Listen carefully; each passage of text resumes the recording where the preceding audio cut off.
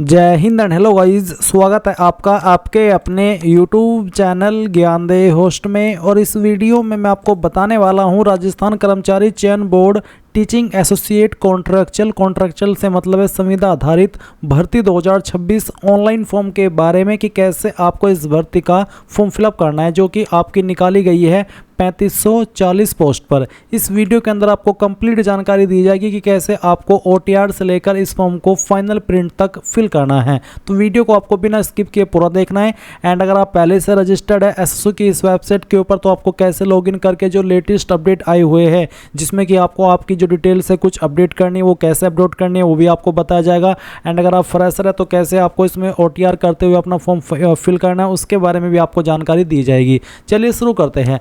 अगर आपने अभी तक वीडियो को लाइक शेयर नहीं किया हो तो कर दे और चैनल को सब्सक्राइब करके बेल आइकन ऑन कर ले। फिर जो लिंक मैंने आपको इस वीडियो को डिस्क्रिप्शन में दिया है, आप ओपन करेंगे, आपको जानने को मिलेगा कि ये भर्ती जैसे कि अभी बताया कि 3540 पोस्ट पर निकाली गई है। एंड इसके फॉर्म आप लोग यहाँ पर जो फिल कर पाएंगे वो आप लोग 5 मई 2026 से लेकर के 3 जून 2026 तक भर पाएंगे। एंड फीस यहाँ पर जनरल OBC के लिए 600 है, OBC NCL के लिए 400, SC ST के लिए 400 और करेक्शन चार्ज 300 रुपये रखा है। एज लिमिट 18 से 40 साल के बीच रखी गई है। अब आप यहाँ पर देख सकते हैं कि किस सब्जेक्ट के लिए कितनी वैकेंसी निकाली गई है। अप्लाई करने के लिए आपसे पोस्ट ग्रेजुएट यानी कि PG डिग्री, साथ में आपके पास या तो NET हो या फिर SET हो या फिर SLET हो या फिर आप एक PhD डिग्री होल्ड करते हो रिलीवेंट सब्जेक्ट के अंदर, तभी आप इसमें फुल एलिजिबल हो पाएंगे अप्लाई करने के लिए। और गाइज आप यहाँ पर इंपॉर्टेंट लिंक के सेक्शन से ऑफिशियल नोटिफिकेशन PDF के ऊपर क्लिक करके इस नोटिफिकेशन से डिटेल्ड में जानकारी जान सकते हैं, जहाँ पर पूरी की पूरी जानकारी आपको हिंदी लैंग्वेज के अंदर दी गई है। तो जो भी आपका डाउट हो, जो भी आपका संदेह हो किसी भी चीज़ को लेकर के,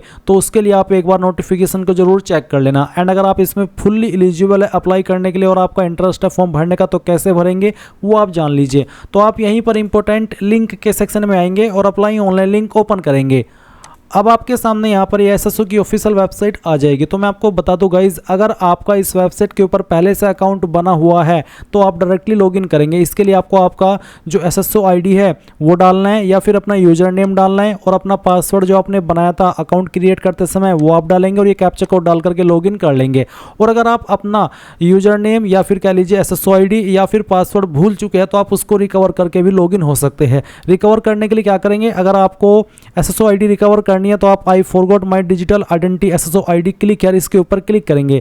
देन आप यहां पर इनमें जैसे कि सिटीजन, उद्योग, government employ, Jan Aadhaar, Google, किस माध्यम से इसको रिकवर करना चाहते हैं, फॉरगॉट करना चाहते हैं, वो आपको सेलेक्ट करना है। इसके अलावा गाइज आप यहां पर देख सकते हैं आपको दूसरा माध्यम भी दिया है। आप आपके रजिस्टर्ड नंबर से इस नंबर के ऊपर SMS कर सकते हैं और लिखना होगा SMS के अंदर आपको RJ और उसके साथ में स्पेस लगा करके SSO, ये लिख करके आप इस नंबर पर सेंड कर दीजिए। आपको रिवर्ट में आपकी SSO ID भेज दी जाएगी। या फिर यहां पर आप गूगल अकाउंट के माध्यम से भी इसको रिकवर कर सकते हैं। और अगर आप पासवर्ड भूले तो फॉरगॉट पासवर्ड के ऊपर क्लिक करके आप यहां पर आपका जो रजिस्टर्ड ईमेल ID है या तो वो डालेंगे या फिर जो SSO ID अभी आपने रिकवर की है वो डालेंगे। और फिर यहां पर मोबाइल सेलेक्ट करना है तो मोबाइल सेलेक्ट करके जो रजिस्टर्ड नंबर है वो डालेंगे, ये कैप्चा कोड फिल करेंगे और सबमिट कर देंगे। इसके बाद गाइज आपको यहां पर आपका एक न्यू पासवर्ड मिल जाएगा जिसका इस्तेमाल करके आप लॉगिन हो जाएंगे। बट गाइज अगर आप फ्रेशर है, आपने इस वेबसाइट का इस्तेमाल करके कोई फॉर्म नहीं भरा, तो आप इसमें पहले अकाउंट क्रिएट करेंगे। इसके लिए आपको यहां पर क्या करना है, आप दर्शन इसके ऊपर क्लिक करेंगे। फिर आपको यहां पर सेलेक्ट करना है कि आप इनमें से किस माध्यम से लॉगिन होना चाहते हैं। तो यहां पर आपको जन आधार का भी ऑप्शन दिया है और गूगल का भी ऑप्शन है। तो आप यहां पर गूगल सेलेक्ट कर लीजिएगा। गूगल सेलेक्ट करने के बाद में आपको आपकी ईमेल ID का यहां पर इस्तेमाल करना है। कोई भी ईमेल ID आप यहां पर डालिए एंड द नेक्स्ट के ऊपर क्लिक कीजिए। अब गाइज यहां पर आपके सामने कुछ ऐसा इंटरफेस आएगा, जैसे ही आप अपनी ईमेल ID एंड उसका पासवर्ड डाल करके लॉगिन कर लेंगे। अब आपको यहाँ पर आपकी SSO ID बना लेनी है। आप अपनी ईमेल ID के अकॉर्डिंग जो SSO ID फैच की गई है, अगर यही रखना चाहते तो ये भी रख सकते हैं। अगर आपको इसमें कोई बदलाव करना है तो वो भी आप कर सकते हैं। फिर आपको एक पासवर्ड बनाना है नया,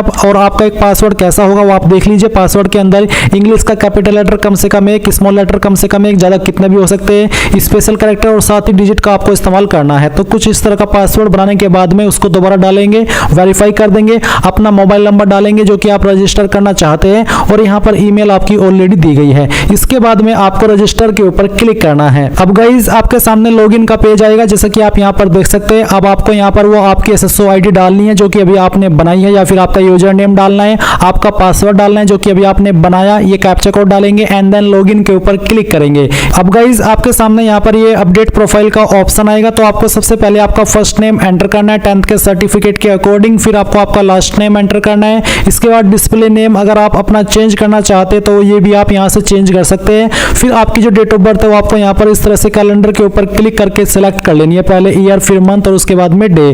देन गाइज यहाँ पर जेंडर आपको सिलेक्ट करना है। अगर आप यहाँ पर नंबर ऐड करना चाहते हैं, आपने नहीं किया तो आप यहाँ पर इसके सेक्शन के ऊपर क्लिक करके अपना नंबर डालेंगे, सेंड OTP पर क्लिक करेंगे तो OTP जाएगा, वो OTP यहाँ पर डाल करके वेरीफाई करना है।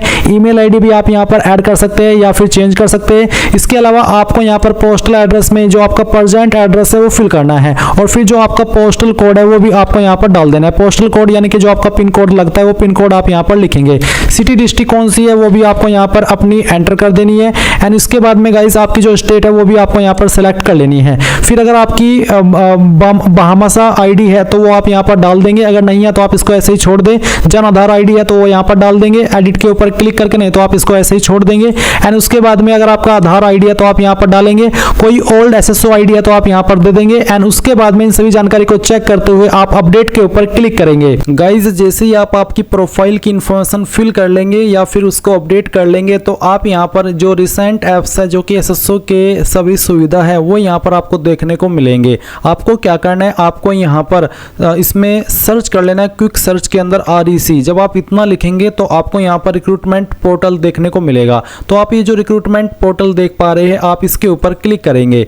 इसके ऊपर क्लिक करने के बाद आपके सामने कुछ ऐसा इंटरफेस आएगा। गाइज यहाँ पर अभी रिसेंटली जो SSO की वेबसाइट है उसने ये अपडेट लॉन्च किया है, जहाँ पर आपको आपकी OTR की eKYC करने को बोला है। अगर आप यहाँ पर क्लिक हियर के ऊपर क्लिक करेंगे तो आपके सामने इसका नोटिस आ जाएगा, जिस नोटिस के अंदर आपको यहाँ पर बोला है कि बहुत सारे कैंडिडेट फ्रॉड इन्फॉर्मेशन दे देते हैं, बहुत सारे कैंडिडेट यहाँ पर सेम इन्फॉर्मेशन को बार बार दे देते हैं, या फिर जैसे कि आपने कोई इन्फॉर्मेशन भरी, सेम कैंडिडेट ने वही इन्फॉर्मेशन दोबारा भर दी, तो ऐसे में यहाँ पर डुप्लीकेशन हो जाता है, एप्लीकेशंस का ऑथेंटिकेशन हो जाता है कैंडिडेट का। तो इस तरह कोई जो चीज़ें हैं उनको रोकने के लिए ये eKYC को लॉन्च किया है। तो अब आप क्या करेंगे, आप यहाँ से ओके कर दीजिएगा। अगर आप पहले से OTR करके रखे हैं तो आपके सामने ये वाला इंटरफेस आएगा। अब आप यहाँ पर ओके करिएगा, क्योंकि मेरा पहले से ही इसमें OTR होकर के रखा है तो मेरे सामने कुछ ऐसा इंटरफेस आया, जहाँ पर गाइज आपको इसमें फर्स्ट स्टेप देखने को मिलेगा बेसिक डिटेल्स का। तो जब आप बेसिक डिटेल्स अपनी देखेंगे जो कि आपने इसमें भरी थी, जो कि मैं आपको यहाँ पर दिखा देता हूँ, मेरे सामने बेसिक डिटेल्स का ऑप्शन आ चुका है।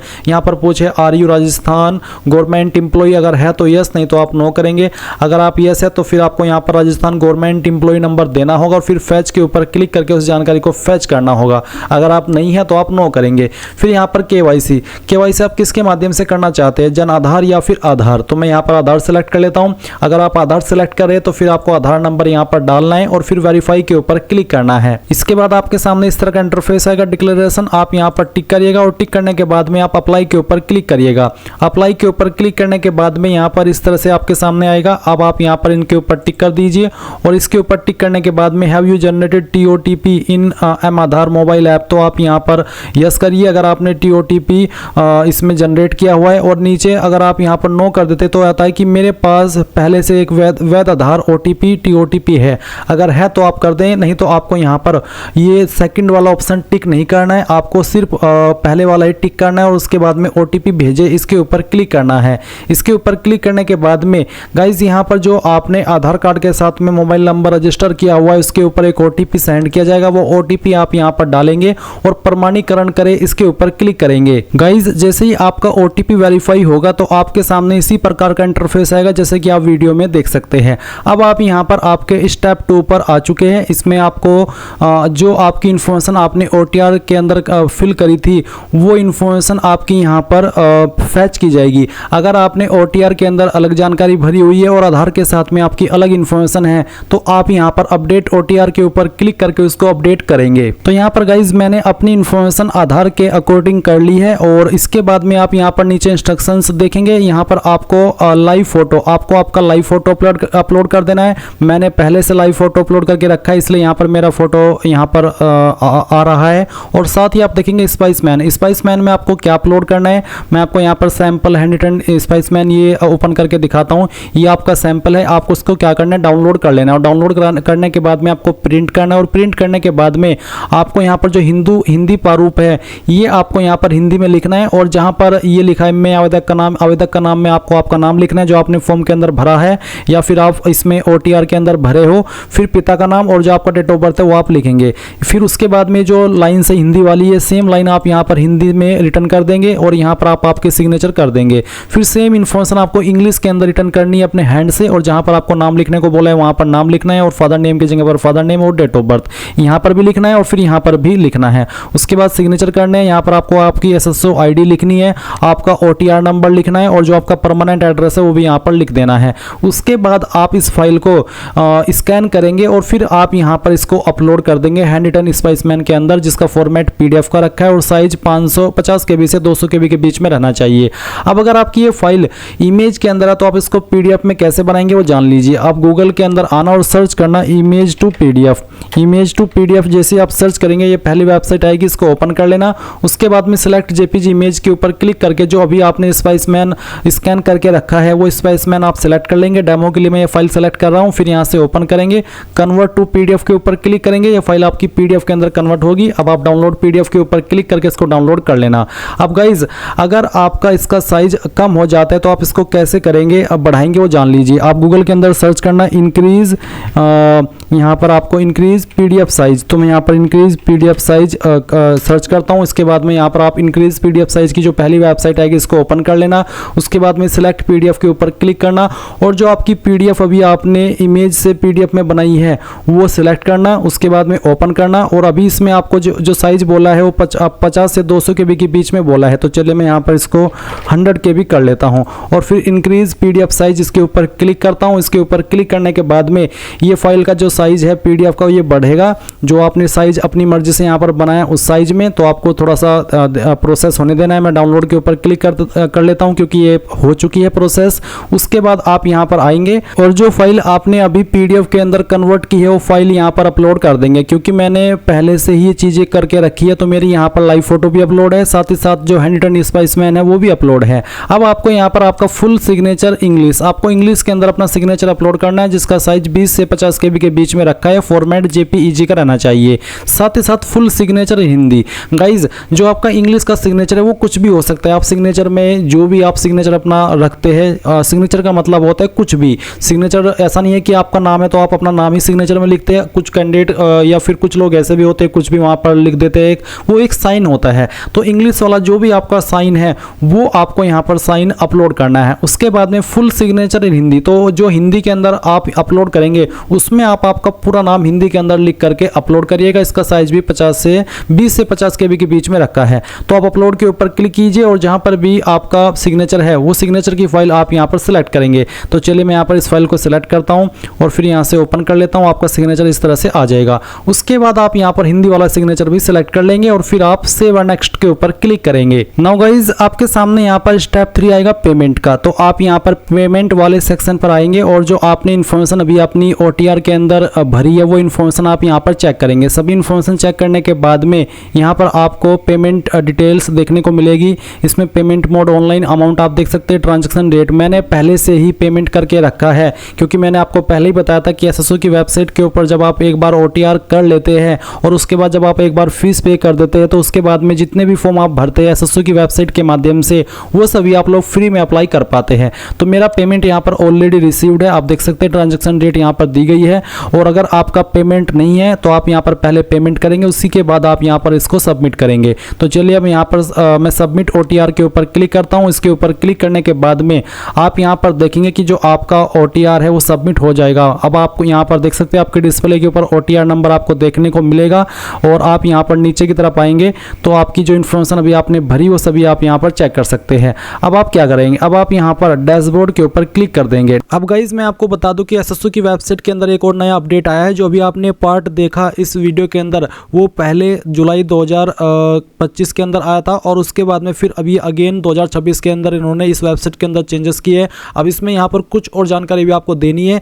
ये सभी आपसे इसलिए ली जाती है ताकि आगे चल करके आपको फ्यूचर में कोई प्रॉब्लम फेस ना करनी पड़े। तो अब आप यहाँ पर अपनी जो बेसिक डिटेल है वो एडिट कर सकते हैं। तो अगर आपके सामने ये विकल्प आए तो आप इस इन्फॉर्मेशन को यहाँ पर भर देना, नहीं आए तो आप आगे इस वीडियो को देख करके कैसे फॉर्म फिल करना है वो जान लेना। तो अगर आपको यहाँ पर भरने को बोला जा रहा है तो आप भरेंगे यहाँ पर आपकी माताजी का नाम, उसके बाद में विजिबल बॉडी मार्क, आपकी बॉडी के ऊपर ऐसा निशान जिससे आपकी बॉडी की पहचान होती है। ये निशान आपकी बॉडी के ऊपर कहीं पर भी हो सकता है। अगर आपकी बॉडी के ऊपर ढूंढने के बाद भी कोई निशान नहीं मिलता तो आप यहाँ पर नो मार्क लिख सकते हैं। उसके बाद मैरिटल स्टेटस क्या, unmarried, married, divorced, remarried, widower, जो भी है वो आप सेलेक्ट कर लेना। फिर परमानेंट एड्रेस के अंदर जो भी आपका परमानेंट एड्रेस है वो आप फिल करेंगे लाइन 1, 2 और 3 के अंदर। थोड़ा थोड़ा पार्ट आपके एड्रेस का तीनों लाइन के अंदर डाल देना। सिटी आपकी कौन सी है उस सिटी का नाम आपको यहाँ पर एंटर कर देना है। मैं सभी इन्फॉर्मेशन डेमो के लिए भर रहा हूँ, आप आपकी रियल इन्फॉर्मेशन यहाँ पर भरेगा। उसके बाद में स्टेट कौन सी है आपकी, वो स्टेट आप यहाँ पर सेलेक्ट कर लेंगे। डिस्ट्रिक्ट कौन सी है वो आप सेलेक्ट कर लेंगे। अगर आप राजस्थान से है, क्योंकि मेनली इस फॉर्म के अंदर राजस्थान से ही कैंडिडेट फॉर्म भरेंगे और इसलिए मैं यहाँ पर राजस्थान सेलेक्ट कर लेता हूँ। फिर डिस्ट्रिक्ट और उसके बाद में जो भी आपका पिन कोड है वो आप यहाँ पर डाल देना। अब आपसे पूछे स्पेशल कैटेगरी में do you belong to armed force service, यानी कि जो आर्म फोर्स सर्विस है क्या आप उससे बिलोंग करते हैं। अगर हाँ तो यस, नहीं तो आप नो करेंगे। अब आता है लेफ्ट थंब इंप्रेशन, जिसका फॉर्मेट JPEG और साइज 20 से 50 KB के बीच में होना चाहिए। तो आप यहाँ पर अपलोड के ऊपर क्लिक करेंगे और उसके बाद में जो आपका लेफ्ट थंब इंप्रेशन है यानी कि अंगूठे का निशान है वो आपको यहाँ पर सिलेक्ट कर लेना है और फिर ओपन करना है। उसके बाद में आप यहाँ पर इसको नीचे की तरफ आएंगे, सभी इन्फॉर्मेशन को चेक करते हुए सबमिट कर देंगे। इसके बाद जो इन्फॉर्मेशन अभी आपने यहाँ पर भरी है इन सभी को आप डबल चेक कर सकते हैं। सभी इन्फॉर्मेशन को डबल चेक करने के बाद यहाँ पर टिक करेंगे दैट कि इसका मतलब है कि I confirm the above changes are correct. अब आप अपडेट के ऊपर क्लिक करके इसको अपडेट कर देंगे। अब गाइस जैसे ही आपकी डिटेल्स अपडेट हो जाए तो आपके सामने यहाँ पर ऑनगोइंग रिक्रूटमेंट का सेक्शन आ जाएगा और आपको यहाँ पर ये जो आपकी करंट वैकेंसी है वो आपको एक्टिव दिखेगी।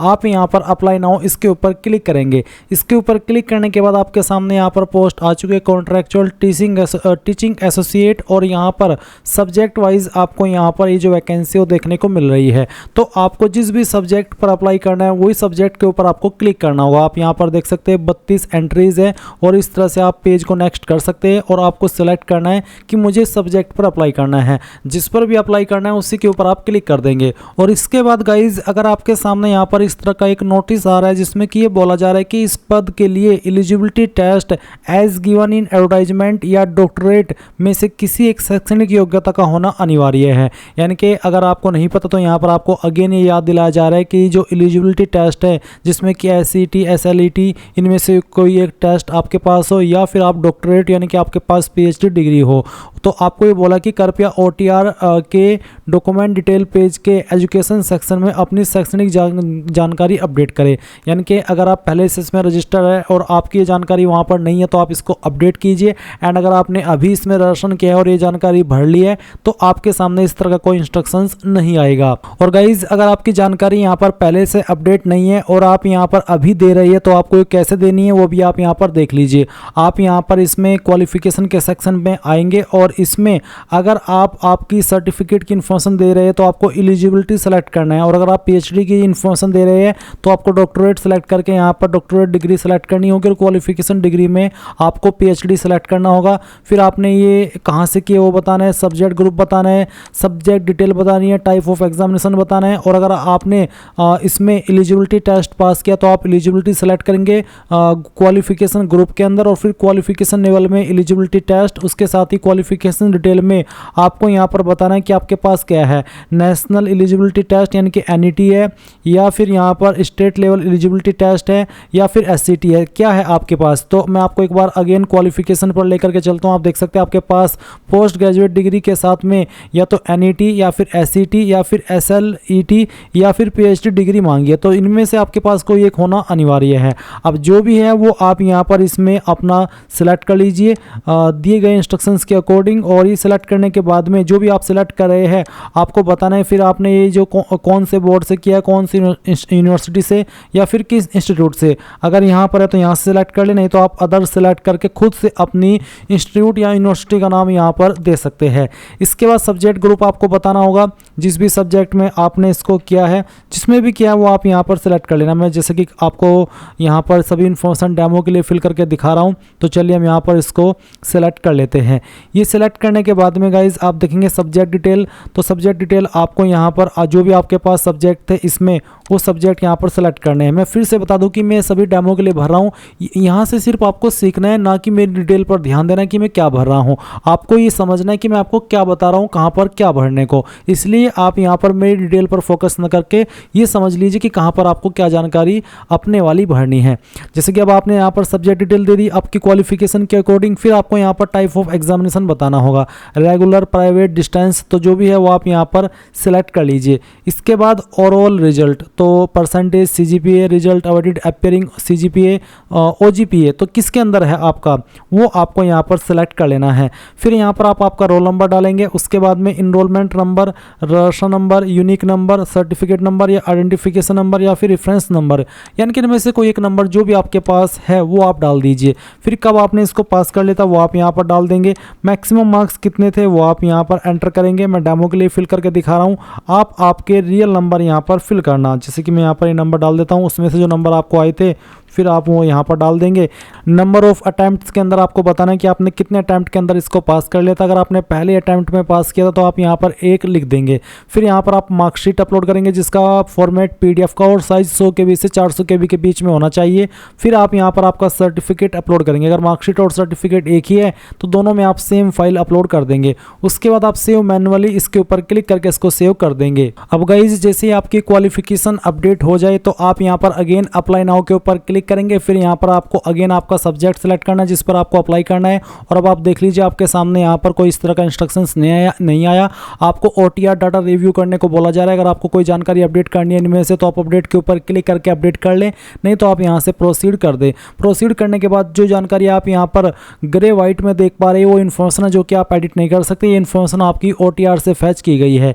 इसमें यहाँ पर जो आप बिल्कुल वाइट देख पा रहे हैं वो इन्फॉर्मेशन आप एडिट कर सकते हैं। जैसे कि यहाँ पर स्पेशली एबल्ड कैटेगरी में आपसे पूछा कि आप दिव्यांग, अगर आपकी कोई इनमें से दिव्यांग वाली कैटेगरी है तो आपको इसको सेलेक्ट करना है, नहीं तो आप नॉट एप्लीकेबल सेलेक्ट कर लेंगे। इसके बाद आप नीचे की तरफ आएंगे, यहाँ पर आपका एड्रेस भरा हुआ है, इसमें भी आप कोई चेंजेस नहीं कर सकते क्योंकि इन्फॉर्मेशन आपकी OTR से फैच की गई है। अब आप यहाँ से नेक्स्ट कर देना। नेक्स्ट करने के बाद आप यहाँ से यस करेंगे। यस करने के बाद में यहाँ पर डोमिसाइल डिटेल है, इसमें आपसे पूछा कि क्या आप इंडिया के अंदर किसी अन्य कंट्री से सेटल हुए, अगर हाँ तो यस, नहीं तो आप नो करेंगे। उसके बाद क्या आप एक भूतपूर्व सैनिक है, अगर है तो यस, नहीं तो आपको नो करना है। फिर आप नेक्स्ट कर देंगे। फिर गाइज यहाँ पर डिस्क्लेमर आएगा, इसमें कौन कौन सी इन्फॉर्मेशन है, जैसे कि mandatory education detail are not available in the document detail section, please click the okay button to fill in the required education information first.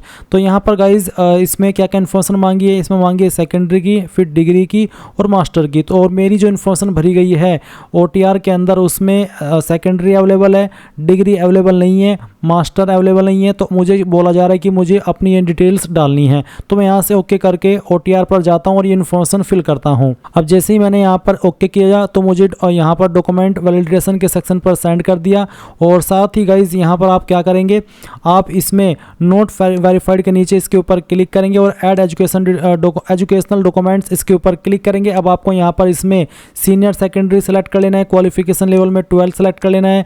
उसके बाद में यहाँ पर आपको बताना कि कहाँ से आपने इसको पास किया है। फिर गाइज आप सब्जेक्ट ग्रुप सेलेक्ट कर लेंगे, जो भी आपका सब्जेक्ट ग्रुप है। इसमें यहाँ पर काफ़ी सारे सब्जेक्ट ग्रुप देखने को मिल रहे हैं। इस तरह से आपको सेलेक्ट कर लेना है। मैं डेमो के लिए भर करके दिखा रहा हूँ। फिर आप यहाँ पर जो सब्जेक्ट डिटेल है वो सेलेक्ट कर लेंगे।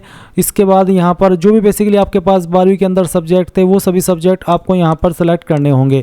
फिर आपको टाइप ऑफ एग्जामिनेशन बताना है, रेगुलर, प्राइवेट, डिस्टेंस। उसके बाद और रिजल्ट किसके अंदर था, परसेंटेज, CGPA जो भी था वो आप सिलेक्ट कर लेंगे। फिर रोल नंबर आपका क्या था वो आप यहाँ पर डाल देंगे। उसके बाद में रजिस्ट्रेशन नंबर या फिर यूनिक नंबर या फिर जो आपका 12वीं का सर्टिफिकेट नंबर है वो आप यहाँ पर डाल देंगे। इसके बाद ईयर ऑफ पासिंग यानी कि किस साल के अंदर आपने इसको पास कर लिया था वो आप यहाँ पर इसमें एंटर करेंगे। एंड उसके बाद में गाइज कितने नंबर आपको आए थे वो आपको यहाँ पर डालना है। अब आपका सवाल होगा कि सर मेरे तो मैक्सिमम मार्क्स मेरे तो जो नंबर है वो CGPA के अंदर है, तो मैं यहाँ पर कैसे डालूँ ऑब्टेन्ड मार्क्स। तो गाइज आपको जो CGPA प्राप्त हुई है उस CGPA को आपको मार्क्स में कन्वर्ट करना है और वो नंबर यहाँ पर एंटर कर देने हैं। चलिए मैं यहाँ पर ये नंबर इस तरह से डाल देता हूँ। इसके बाद गाइज यहाँ पर जैसे कि मैं देख पा रहा हूँ कि जो नंबर है वो एक डिजिट के बाद में नहीं ले रहा है, तो इसका मतलब है कि मार्क्स ऑब्टेन्ड में आपको नंबर नहीं डालने, आपको जो सीजीपीए प्राप्त हुई थी वही सीजीपीए डालनी है, इस तरह से जैसे कि मैं आपको डाल करके दिखा रहा हूँ। इसके बाद गाइज आप यहाँ पर देखेंगे कि नंबर ऑफ अटैम्प्ट, तो नंबर ऑफ अटैम्प्ट में आप यहाँ पर 1 लिख देना अगर आपने पहली बार में इसको पास कर लिया था। फिर आप यहाँ पर आपकी मार्कशीट अपलोड करेंगे और यहाँ पर सर्टिफिकेट, अगर आपका मार्कशीट और सर्टिफिकेट एक ही है तो दोनों में आपको सेम फाइल अपलोड कर देनी है। और उसके बाद आप यहाँ पर सेव मैन्युअली इसके ऊपर क्लिक करेंगे। इसके बाद इस तरह से आपके सामने डिस्क्लेमर आएगा, आप यहाँ पर अग्री इसके ऊपर क्लिक कर दीजिए और ये इन्फॉर्मेशन आपकी सेव हो जाएगी। अब आपको सेम तरीके से यहाँ पर जो आपकी डिग्री की इन्फॉर्मेशन है वो देनी है, तो आप क्या करेंगे, अगेन आप यहाँ पर नोट वेरीफाइड के नीचे क्लिक करेंगे, एड एजुकेशनल डॉक्यूमेंट इसके ऊपर क्लिक करेंगे।